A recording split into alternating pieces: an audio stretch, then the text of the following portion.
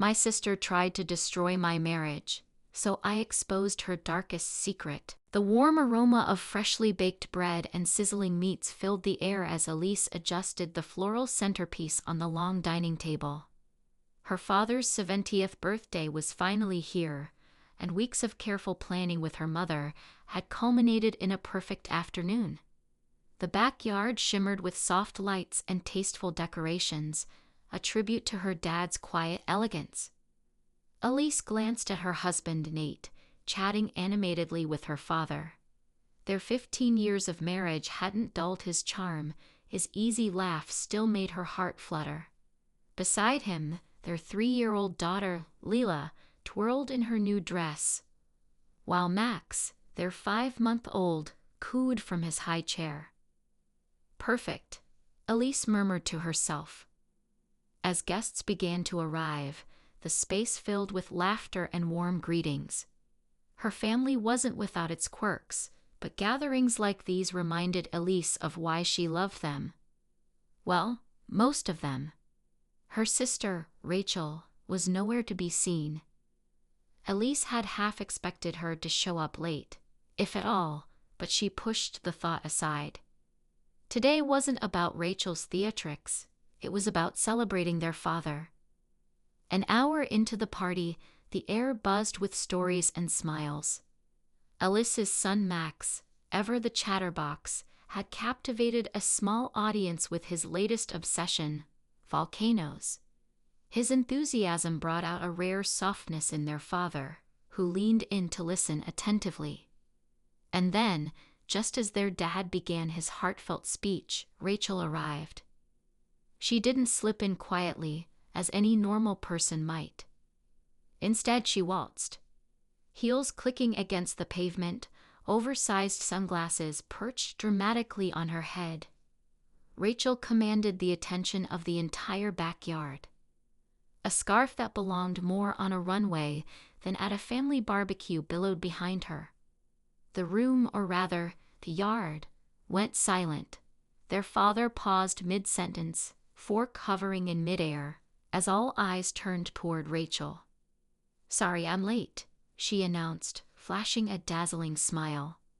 "Got caught up? You know how it is." Alyssa's jaw tightened. "No, Rachel. We don't." Dinner began with a strained normalcy. Rachel, despite her late entrance, took it upon herself to critique every detail, from the basic decorations to the under-seasoned salad. Elise gritted her teeth, focusing on her children's laughter to keep from snapping. And then Rachel dropped the bomb. Elise had been half listening to Max, who was animatedly recounting his new dinosaur book, when she caught Rachel leaning toward her husband Jake, a smirk playing on her lips. "Isn't it funny how Max doesn't look like Nate?" Rachel said in a loud whisper, her voice dripping with folks' innocence. "He kind of looks like Alex, doesn't he?" The world seemed to tilt. Alex, Elise's college ex-boyfriend. His name felt like a slap across the face, so out of place in this joyful celebration. The table went silent. Nate froze, his fork hovering in midair. Elise's face burned as all eyes turned to her. "What's that supposed to mean, Rachel?" she demanded, her voice trembling with anger. "Oh, nothing," Rachel replied with a mock-innocent shrug. "Just a joke. Don't be so serious." But the damage was done. Elise saw the doubt flicker in Nate's eyes, even as he tried to shake it off. Her heart sank. That night, the tension in their home was suffocating. Nate barely spoke, and when Elise finally confronted him, his response cut deeper than any argument could have. "Of course I trust you," he said. "But, if it's so ridiculous, why not just take a paternity test and prove her wrong?" Elise stared at him, heartbroken. "Are you serious? You think I need to prove something that isn't even true?" But Nate didn't back down. Rachel's comment had planted a seed of doubt, and Elise could feel it growing, threatening to destroy the foundation of their marriage. As the days dragged on, the tension at home became unbearable. Elise's once solid marriage felt like it was crumbling, and Rachel hadn't even apologized. She hadn't called or texted. It was as if she were basking in the chaos she'd caused. Fueled by anger and a need for answers, Elise began to dig. Rachel's social media, usually a carefully curated gallery of perfection, revealed cracks in her facade. An abandoned Facebook account led Elise to a dark discovery. Rachel was living a double life, engaging in infidelity groups and explicit activities online. It was a side of her sister she never could have imagined. The following weekend, the house was quiet. Nate had taken the kids to the park, giving Elise a much-needed break, or at least the illusion of one. She sat at her desk, her laptop glowing with the incriminating evidence she'd found on Rachel. Dozens of anonymous posts on forums under Rachel's pseudonym detailed a life filled with betrayals and manipulations. Each entry was worse than the last.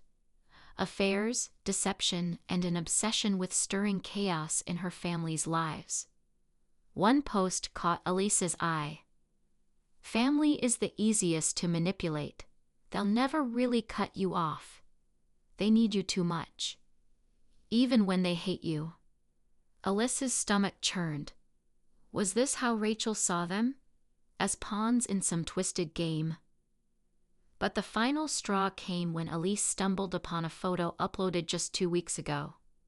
Rachel, standing with a man Elise recognized instantly. Alex, her ex.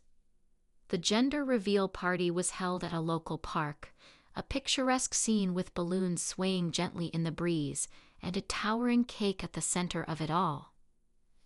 Elise arrived late, her stomach knotted with nerves. She wasn't here to celebrate.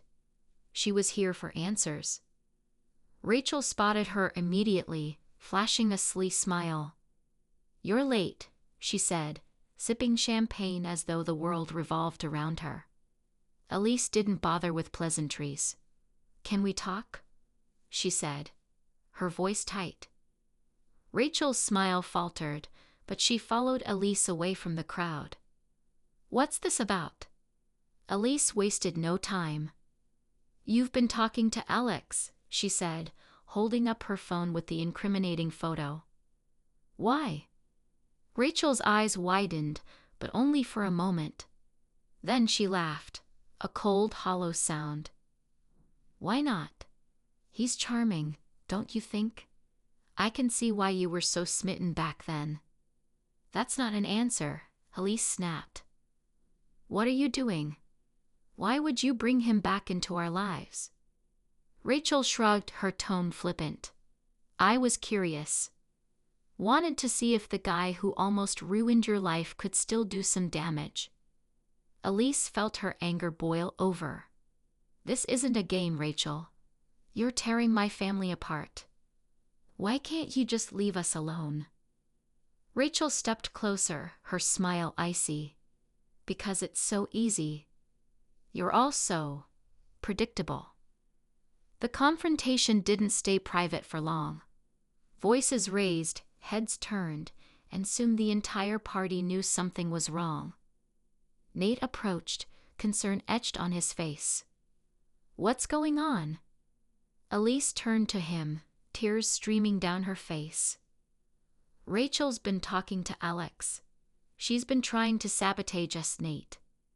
Nate's gaze shifted to Rachel, his expression hardening. "Is that true?" Rachel didn't deny it. Instead, she smirked. "Maybe your perfect wife isn't so perfect after all." The party ended in chaos. Guests murmured, families left, and Elise's parents were left horrified, unsure of how to repair the damage. Back at home, Nate and Elise faced the harsh reality of their situation. "I'll take the paternity test," Elise said finally, her voice breaking. "Not because I need to, but because I can't live with this hanging over us." Nate nodded, guilt heavy in his eyes. I'm sorry, he whispered. I should have trusted you. The test results came a week later. The envelope sat on their kitchen table, an unassuming thing that held the potential to either destroy or save their marriage. Elise opened it with trembling hands, Nate by her side. 99.9% match, she read aloud.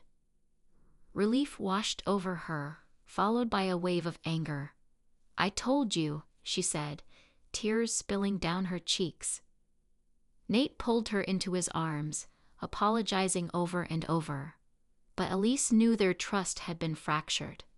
Rebuilding it would take time. Elise decided it was time to confront Rachel one last time. She invited her sister over, setting the stage for a conversation that would determine the future of their relationship. Rachel arrived, her usual bravado in place. What now? She asked, flopping onto Elise's couch like she owned the place.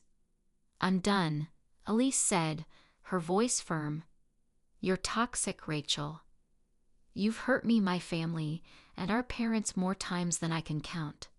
I won't let you keep doing this.